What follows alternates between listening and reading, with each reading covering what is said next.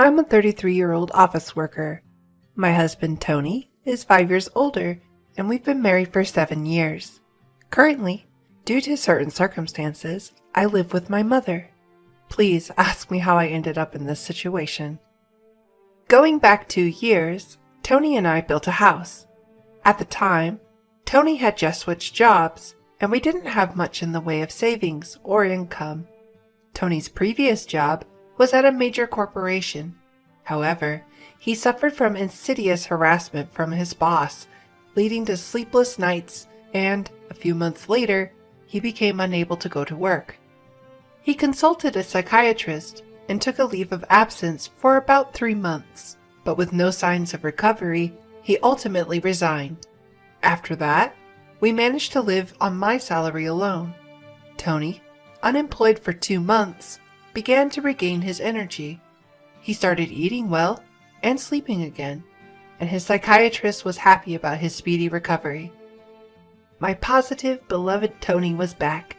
From there, he vigorously searched for a job. His experience at a major corporation was an advantage, but due to his reason for resignation being mental health, finding a new job wasn't easy. During this time, we found a small company that needed him. His salary was about 2/3 of what he used to earn, but seeing his eyes shine as he said, "It's way better than being jobless. Let's do this," it made me happy. Moreover, it was in the field that he wanted. We wanted to have children, but it was clear that life would become difficult if I stopped working. As a result, and because I also loved my job, we gave up on having children. At the time, we didn't think about building a house as it was just the two of us. However, a cloud overshadowed our peaceful life. My mother, Karen, became paralyzed due to a traffic accident and had to live in a wheelchair. Since my father passed away when I was in middle school, Karen had been living alone. Our family home was an old house. It was far from being wheelchair friendly, with many steps. Tony then suggested, "I'm worried, let's live together." Karen and I were surprised, but I love this kind of unexpected kindness from Tony. Tony had just changed jobs, so we didn't know what would happen, but we decided to apply for a mortgage. As expected, it was difficult to get a loan due to the short length of his current employment. But we possessed something unbeatable: determination and an unbreakable spirit, our greatest strengths. We persisted, trying out a 5th mortgage company. It was indeed difficult to get Tony's loan approved, but the loan officer proposed various options to us. We took a chance on one of these proposals, and it led to a successful loan approval. We finally decided to buy our own home. I had always dreamt of living in a house filled with the scent of wood. Thick, exposed wooden beams on the ceiling, customized storage spaces designed just for us, a kitchen adjusted to my short stature, and a spacious flooring made of cypress. Of course, it is a barrier-free single-story house. The house is perfect for comfortable living in a wheelchair. We couldn't wait for it to be completed and made a daily routine of visiting the construction site. Then, our painstakingly designed dream home was finished. It has a large yard where my mother, who had become reluctant to go out, can now enjoy sunbathing. However, there was one dissatisfaction. The land on which we built was given to us by Tony's grandfather. Tony's family wasn't particularly rich, but his grandfather adored him. But then, Tony's grandfather was suddenly diagnosed with cancer. Upon learning of his illness, he began to distribute his assets. Tony received the largest plot of land, as per his grandfather's wishes. It felt like winning the lottery, but there was a major catch. The land was just a 5-minute walk from Tony's family home. When we told them that my mother would be moving in with us, Tony's sister laughed and said, "Why is your mother moving in too? How shameless is your family! I knew marrying a strange woman like you would cause trouble." Tony's mother also snidely remarked, "Isn't it awful for my son to be dragged into caring for the elderly? Aren't you some kind of curse?" Even during these times, Tony defended my mother and me, saying, It's the land that Grandpa gave me. There's no reason for anyone to complain. Tony's mother and sister are quite malicious, almost world-class. I think it's a miracle that such a kind person like Tony was raised in that family. To me, he's like a beautiful lotus flower blooming out of the mud. Tony always said about his family, "I have two great examples of what not to be at home." But I'm sure the reason Tony's grandfather gave us this land was probably because he wanted us to look after his mother in her old age. He also had other properties and gave Tony's sister a parking lot located 10 minutes walk from their family home. In terms of size, it's about 2/3 of the land that Tony received. However, it already has a full parking contract, so the monthly parking lot income is significant. Personally, I would have preferred that. But you can't complain about a gift. It is something to be grateful for. In reality, thanks to my grandfather-in-law, we were able to build a house. Having no cost for the land and being able to use it as collateral for a loan made a big difference. Once the house was completed, we invited my mother-in-law and sister-in-law's family. However, during construction, we heard from the builders that they had come to see the house several times without our permission. They arrived an hour and a half later than the agreed time without any apology. "Pardon our intrusion. This is kind of like Grandpa's house too, so it's kind of like our house as well." "Oh, such a nice house. The smell of wood is nice. No need for air fresheners," said my sister-in-law as she waltzed in. Even though her shoes were muddy because of the rain, she didn't mind at all and went straight into our newly built house. Her husband also walked around in muddy shoes, ignoring the slippers we had prepared. When I urged, "We have slippers available if you'd like to wear them," my sister-in-law laughed and replied, "It's such a hassle, you can just wipe the floor." From the get-go, the atmosphere was terrible, and of course they came empty-handed. After touring the rooms, they reached my mother's room. My mother's room is the most spacious and has the best sunlight. At my mother's request, we designed it like a duplex, complete with a kitchen. It's a room like a second living area. Seeing this, my mother-in-law said, "I'm fine with this room. I want to live here." An absurd thing to say. Furthermore, my mother-in-law told my mother, "You were fortunate to have that accident, weren't you? Thanks to being paraplegic, you've moved from that old shack to such a nice house. Isn't it a turn of fortune?" My mother said nothing, but she looked so sad. Inside, I was boiling over with anger. But before I could respond, Tony spoke up. "What did you just say? There are things you can and can't say to people. It makes me question your humanity. I don't even want to think that you're part of my family. You're the worst. Apologize now," Tony said in a strong tone. Whether they found this amusing or not, my mother and sister-in-law glared at me. Then my sister-in-law confronted Tony with a heated look. "What? What's this all about? That's a total turnoff. It's not cool to invite people and then treat them like that. Just because you built a house doesn't mean you can act all high and mighty." The mother-in-law joined in too. "Anyway, my son went off the rails because he ended up with a wife like you. You're a jinx." Tony didn't stay silent either. "Enough is enough. This mess started because of your rude remarks. You were saying that the accident was a good thing and calling my wife a jinx? I won't forgive you for that." The mother and sister-in-law looked frustrated by Tony's strong rebuttal. Then, my mother, who had been watching the whole scene, apologized with a regretful look. "It's okay. I'm living together with them because I actually had an accident. And it's true that I was able to live in this beautiful house from a run-down one. Your son has always been kind to me. Thank you." Perhaps feeling guilty, the mother and sister-in-law left, shooting me a nasty look. My mother then apologized to Tony. "I'm sorry. I must have upset your mother and sister. I'm sorry I ruined the mood on the day of the housewarming party, because of me." Tony also said, "No, I should be the one apologizing. It's embarrassing. They really lack decency. I'm really sorry." but I am happy to be living with you. Please understand that." With that, my mother started to tear up.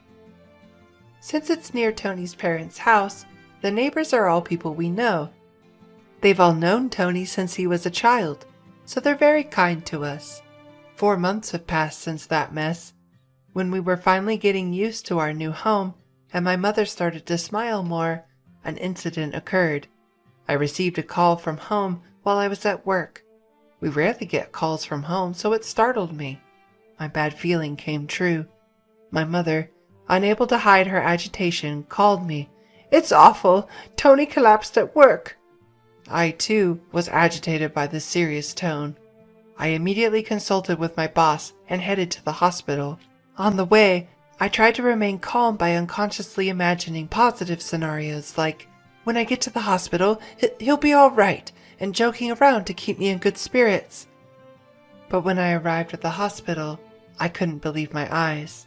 My husband, who was supposed to have gone to work cheerfully after eating breakfast as usual, we were supposed to have a movie date this weekend.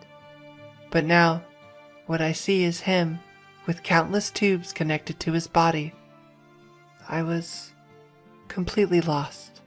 The doctor said he's in a very dangerous condition.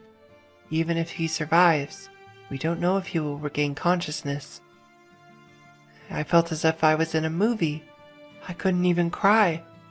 I prayed fervently, yet my prayers went unanswered. My husband, Tony, passed away just like that. In my state of shock, my mother and sister-in-law showed up as expected. When they heard Tony had passed away, my sister-in-law aggressively asked, "Did you poison him or something? Were you after his life insurance money?" Following suit, my mother-in-law cornered me too. "Bad things always happen when you're around, just like your mother. You really are a jinx." I was so sad I couldn't speak. Just then, my mother arrived in a caregiver's taxi. She was crying at the circumstances of Tony's death. Seeing my mother in tears, I was finally able to cry as well. As the two of us sobbed loudly, my mother-in-law said, "Oh, stop it! Can't you quit the fake crying? My son changed after meeting you two. Now that my son is gone, I don't want to see your faces ever again. Don't appear before us again." And then she left the hospital. From there, we had a funeral director come in and arrange the schedule for the funeral. We headed to the funeral home. Tony's cause of death was a subarachnoid hemorrhage. I can't believe it. He was fine until morning. When I informed my mother-in-law about the funeral schedule, she replied unexpectedly, "He's always sided with you two, so I won't attend the funeral. My daughter won't come either." Many people from Tony's company and his friends attended the viewing. However, neither my mother nor my sister-in-law and her husband were present. It's unbelievable, but maybe that's just the kind of people they were. Many people attended the funeral too, and I could tell that Tony was loved by many. There were many who shed tears for his untimely death. I was glad to spend the whole day with them who sincerely missed my husband. I had received an email from my mother-in-law after Tony's death, but its content was inappropriate, so I didn't reply. The email was asking about the amount of life insurance money. She kept emailing because I hadn't replied, and eventually said, "I have a right to receive it." I wasn't in a position to deal with it, so I ignored it. When we arrived at our house, I saw a light seeping out of the room. My mother, Karen, looked puzzled and said, "That's strange. I thought we turned off all the lights. Maybe I forgot to turn it off because I was too agitated." I replied, "That's all right. It's only natural to be upset given the situation," and unlocked the door to our house. Sure enough, we could hear the sound of a TV coming from inside. Definitely weird. My mom and I exchanged glances, then fearfully entered the room. There, sitting in the room, were my sister-in-law and her husband. "What are you doing?" I was so surprised that I couldn't even raise my voice.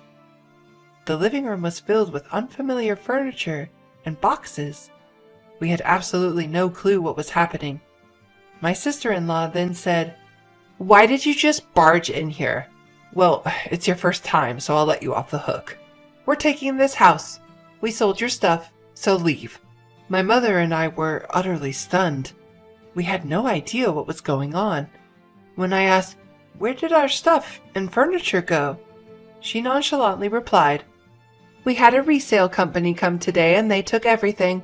You had some pretty good furniture. We got a good price for it. We bought this furniture with that money.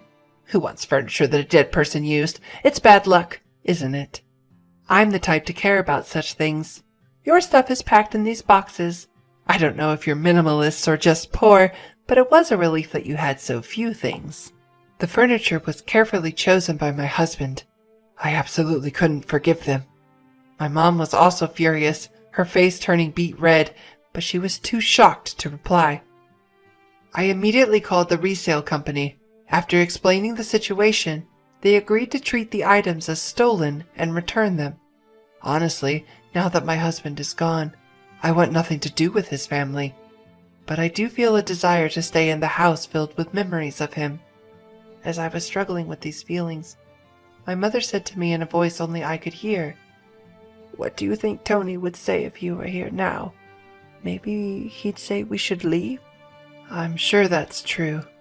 Tony always used to say, "It's worth spending time with people who understand you, but there are also people who just won't get it.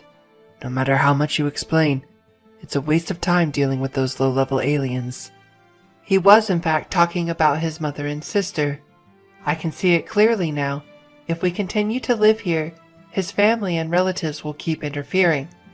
I impulsively signed a lease on an accessible apartment. My mother was taken aback by my decisiveness. I asked the resale company to keep the furniture for a few days, and it was moved to the new apartment 3 days later. In exchange for moving out, I made the mother and sister-in-law promise to cut ties with us.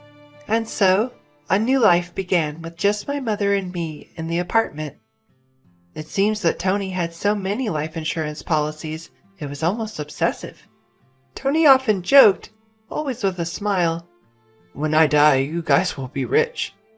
True to his word, my husband left my mother and me enough money to be comfortable for the rest of our lives. He was unable to secure a mortgage when we bought the house, so, being an employee at a major corporation, I purchased the house under my name. I ensured that, even if something happened to Tony first, I certainly wasn't stupid enough to continue paying a mortgage for a house I wouldn't live in. Under the original contract, the house would be auctioned off if the mortgage wasn't paid for 3 months. In the hustle and bustle of life, 3 months passed in a flash. Then, I received a barrage of calls from my sister-in-law, Jessica, with astounding fury. My call history was filled with Jessica and my mother-in-law, Linda. "What the heck? This is seriously scary.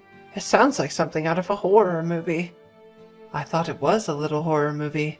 Since they were being incredibly persistent, I picked up the phone only to find out they were furious that the house was being sold.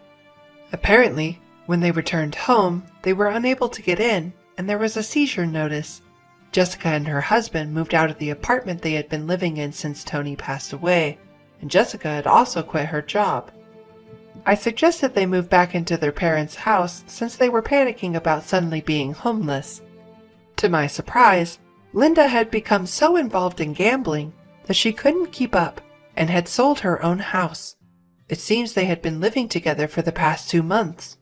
From what I hear, they even sold their primary source of income, a parking lot in front of the train station, a long time ago.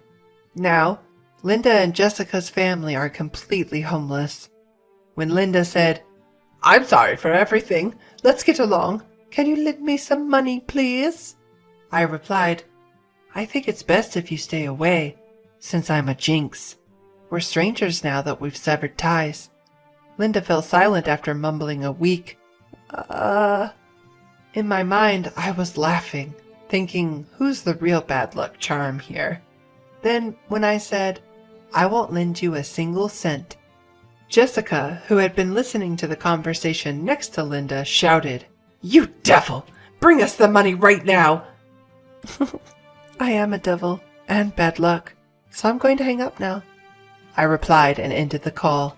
In truth, I had a lawyer involved for the past 3 months, pushing for the auction of the house. I thought it was an unusual case, but apparently it's not that uncommon. The house was sold without any major trouble, allowing our family a moment of respite. We plan to find a new home with the money Tony left us. Given it's just my mother and I, we don't need a big house. We'd rather prioritize security as 2 women living together. And so, I chose a condominium with minimal noise disturbance. I remember something my husband always said when we built our home. People can get energy from the sun, so let's create a place where the mother-in-law can enjoy her hobby of reading in the garden without feeling self-conscious. With those words, he had made a spacious courtyard for her. So I looked for a condo with a large balcony where she could enjoy her coffee and read. It's smaller than our previous home, but the room is spacious enough to house the furniture my husband proudly chose. The piece of land that was gifted to us by Tony's grandfather was expansive, and the house sold for more than expected. With that money, I bought a rather luxurious condominium. The security is top-notch, so my worrywart husband would surely rest easy. And I heard rumors about my in-laws' family. Our old neighbors were worried about my sister-in-law's family suddenly moving in. My mother-in-law and sister-in-law's family were left homeless. They even tried to borrow money from neighbors. In the end, they couldn't borrow anything and ended up living in public housing after consulting with the community. But they're stubborn people, so it seems the trouble never ends. From what I've heard, they caused a commotion by having a barbecue on their small balcony. Their thoughtless actions must have shocked the locals. And whether it's due to a lack of money or just frustration, they seem to have loud arguments every night. People are saying they're causing such a racket that it sounds like things are being thrown around. My sister-in-law's husband left a long time ago, and now it's just her and Linda living together.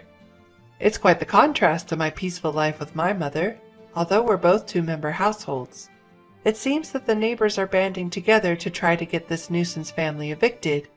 No matter where you go, if you're a nuisance, people won't welcome you. And what goes around comes around. I just want to live peacefully and quietly, estranged from my embarrassing family. I believe that Tony is surely watching over us. From now on, I plan to live my life without causing trouble to others, and do my best to live not just for myself, but for Tony as well.